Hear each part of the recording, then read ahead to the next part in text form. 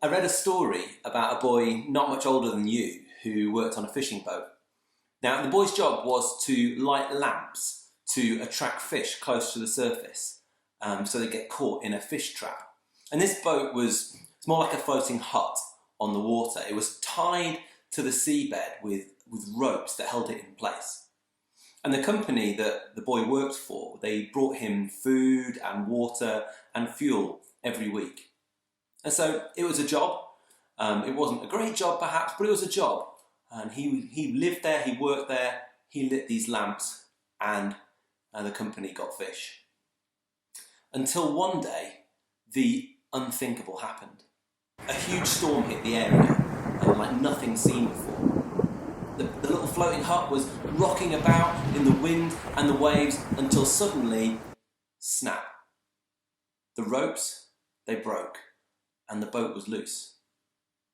So here he was, this boy, he was on the ocean in his little floating hut, hundreds of miles from anywhere.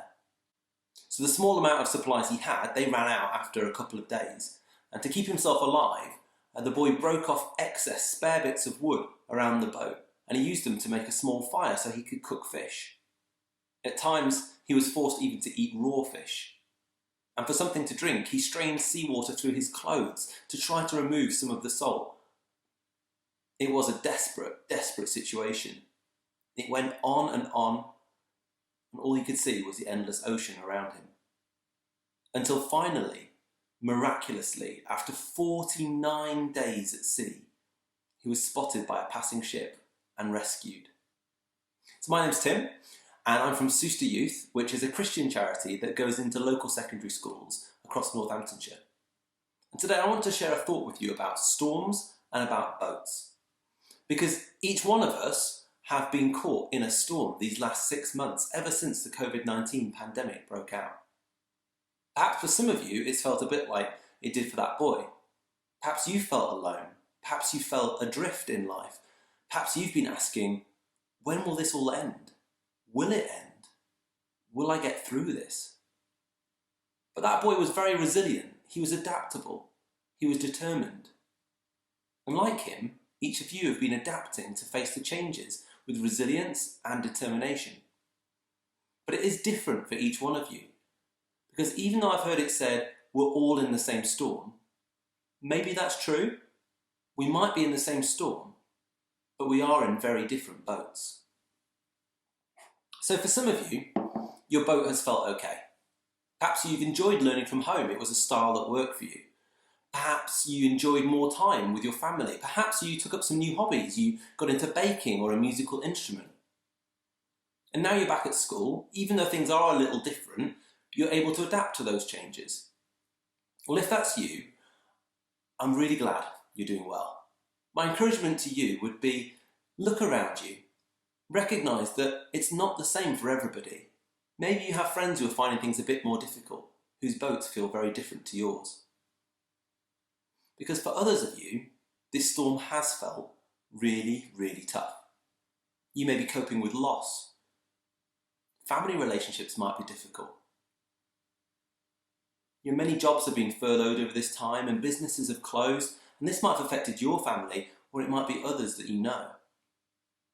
Some of you may be feeling lonely, and access to technology at home may not always be easy. We know, we've been hearing from you, that online learning is a really big challenge for some of you. And statistics tell us that not being able to see your friends was a major concern for over 50% of you. You need to know that it's totally normal if you're feeling more anxious or uncertain or stressed or frustrated at this time. So if that is you, what can you do? Well, I want to offer 3 really quick tips. The first is really simple. Take a deep breath. Breathe in through your nose and count 1, 2, 3, 4, 5. And then out through your mouth for 1, 2, 3, 4, 5.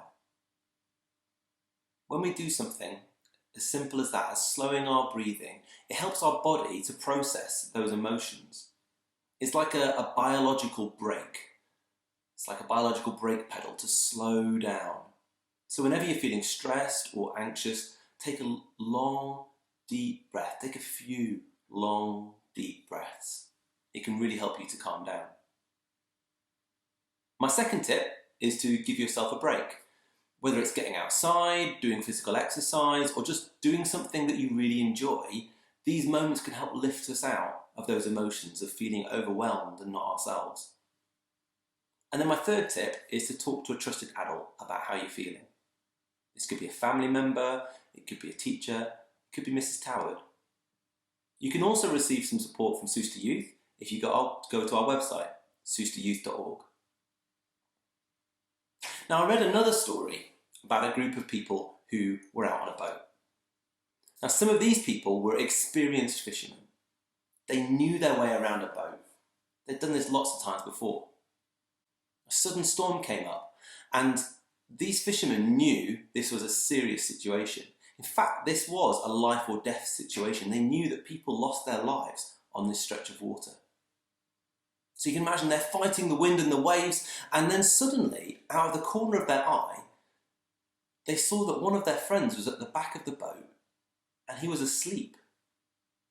He was asleep during the storm. So they woke him. They said, "Wake up, wake up. Don't you care about what's happening? Don't you care that we're about to drown?" And this is where something really incredible happened. Because their friend stood up and looked out over the storm. And then he just said, "Stop." And the wind and the waves stopped all of a sudden. And the friends were left asking themselves, what just happened? Who is this guy? Now, some of you may recognise this story as coming from the Christian tradition. The friend who spoke to the storm was Jesus. And some of us may have been asking Jesus the same question as his friends did. Wake up! Don't you care about what's happening? Don't you care about all the people who are losing their lives around the world? That's a really honest faith question. I know it's a question that I've asked. But alongside that question, some of you will also share my belief in a higher power, that even though this storm is tough, even though things are difficult right now, there is one who is greater than this storm. And just like Jesus spoke to the storm and things became calm, perhaps there's an invitation for Jesus to do that for us, to bring peace, to bring calm, even if all around us feels chaotic. And after Jesus calmed the storm, he asked his friends, "Where is your faith?" Is he asking us the same question, I wonder? So let me finish with an encouragement. I want to encourage you that this storm will end. Just like the boy was rescued, just like Jesus calmed the storm, this storm too shall pass. It will come to an end. It won't be forever. So take a deep breath. Take a few deep breaths and have faith. And amongst all that you do today, at school and every day, may you know the peace of Jesus with you. Thanks for listening.